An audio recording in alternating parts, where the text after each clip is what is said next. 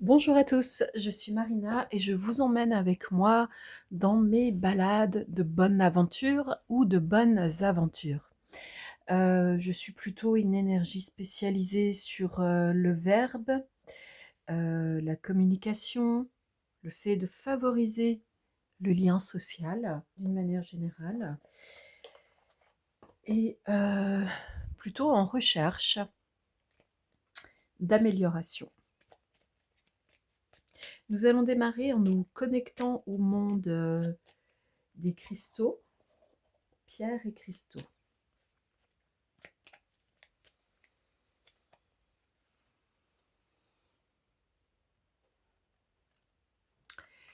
Et nous démarrons avec l'azurite, expansion de conscience. Ma conscience se développe avec puissance et clarté.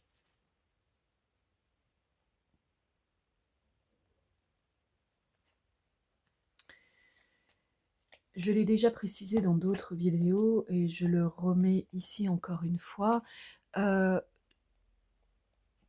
Pour ce que je comprends de l'existence, il, il me semble plus favorable de se connecter à distance par la pensée, par la télépathie,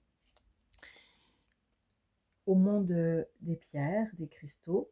Ça passe par une communication donc télépathique du cœur, plutôt que d'aller acheter, acquérir, faire étalage, etc.,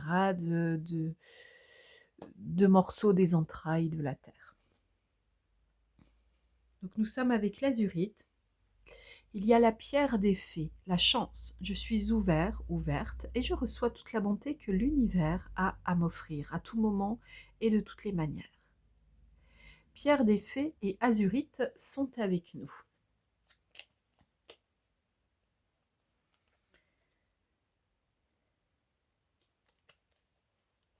Pour certains, il pourrait y avoir une situation particulièrement complexe à vivre en ce moment, avec pas mal de documents à mettre en place, et ça pourrait sembler être une montagne à déplacer, à traverser. Le conseil va être simple. Prenez par le plus petit morceau pour avancer. Réalisez vraiment la plus petite des tâches. Faites une pause en conscience. Recentrez-vous et félicitez-vous. Et ensuite, continuez dans cette énergie d'action, de contentement, de satisfaction. Pour certains, la notion du rejet peut être évidemment quelque chose de très important dans le monde émotionnel. Être rejeté, blessé dans ton amour-propre ne devrait pourtant pas te peiner ni te faire oublier l'être exceptionnel que tu es. Crois en toi, même si cette situation n'est pas agréable. Sache que les âmes qui s'accordent seront amenées à se rencontrer un jour ou l'autre.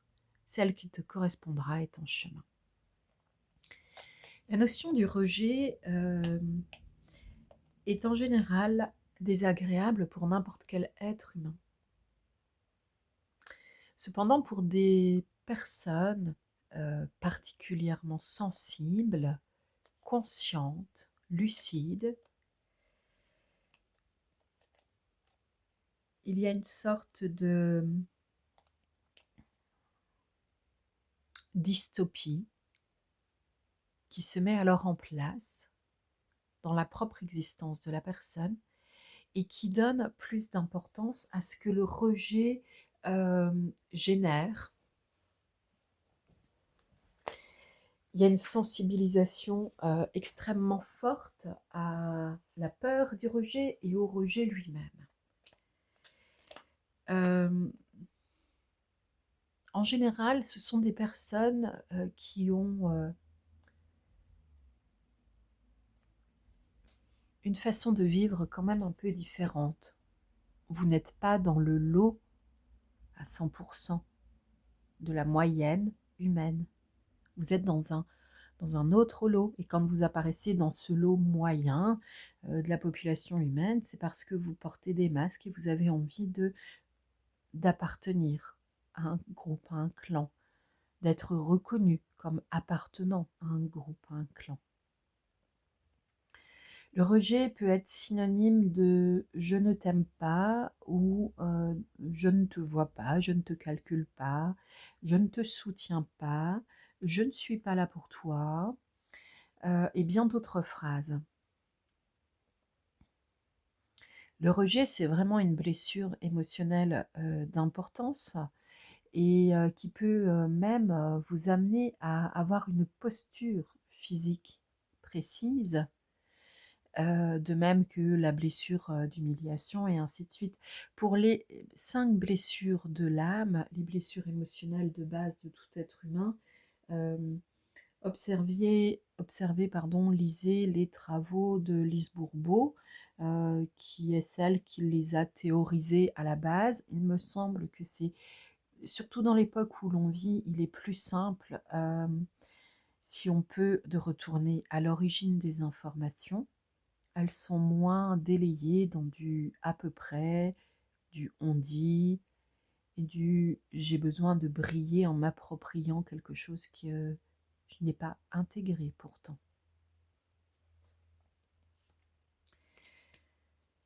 Nous avons une autre carte qui arrive, s'aimer soi-même. Il n'est pas bon de rechercher en l'autre ce que tu pourrais toi-même t'apporter, tels que certains fondements comme la confiance en toi ou la quête de guérison.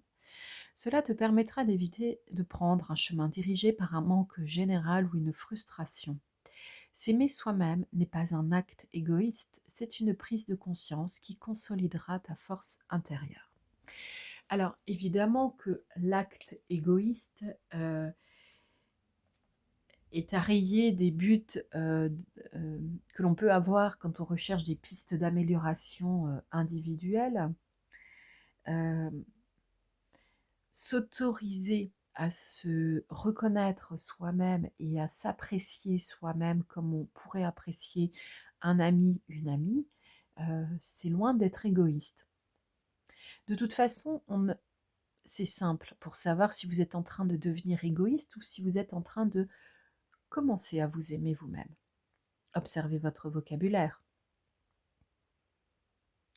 Il va être plus ouvert vers le monde extérieur dans le cadre d'un amour de soi-même. L'amour de soi-même, c'est une énergie qui évoque le respect de soi, mais d'autrui, qui implique euh, les bons soins pour soi, mais également pour autrui. Dans l'amour de soi-même, l'autre est toujours impliqué, parce que l'être humain est un être psychique, spirituel, de projection. Ce que je suis à l'intérieur, je le projette à l'extérieur. Dans ce cadre-là, philosophico-ésotérique, holistique, la compréhension de l'être humain est bien plus facile quand votre extérieur, votre monde extérieur, ce qui se manifeste autour de vous ne vous plaît pas, observez en vous ce que vous avez créé, pensé, fomenté, laissé fermenter pour que cela advienne. Quelque chose dans votre monde extérieur vous fait mal, c'est à l'intérieur de vous que vous allez pouvoir rectifier cela.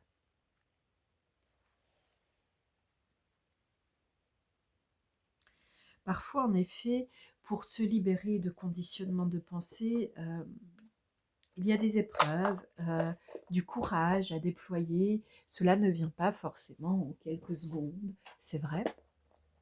Parfois, le déclic libérateur arrive en un quart de seconde et on a l'impression que c'est de la magie, mais en fait, c'est la phase finale de tout un processus qui a peut-être duré depuis 12 ans, 4 ans, 3 ans. L'être humain est un être de répétition. Une partie de son mental adore les répétitions de schémas parce que Ça le sécurise. On sait à l'avance ce qu'il va se passer. En fait, on sait rarement à l'avance tout de même ce qui va se passer, même quand on est très cartésien, mental, égoterrestre, voilà.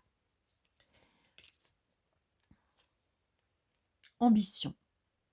Place ton regard au-dessus de la ligne d'horizon, ne te mets aucune limite, tout est possible. Donc là, on est dans un autre jeu, celui du petit oracle de l'océan, après avoir traversé quelques mots avec le grimoire de fées et l'oracle des pierres et des cristaux. Si vous souhaitez obtenir une réponse à une question que vous pouvez vous poser maintenant, je vous laisse mettre sur pause pour vous permettre de formuler cette question précisément. Et maintenant, moi, je donne la réponse qui vient de paraître dans notre guidance.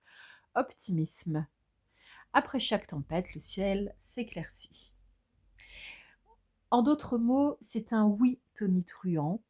On ne vous donne pas d'idée de temps, même si on vous a parlé du temps. Du temps qu'il fait. Vous avez présentement traversé ce que vous pourriez appeler une tempête, de la difficulté. On avait la notion tout à l'heure pour certains de l'obstacle, de la montagne à franchir. Alors oui, il y a quelque chose qui ne vous semble pas simple dans votre existence pour le moment. Et pourtant, on vous demande de garder le cap, de rester optimiste.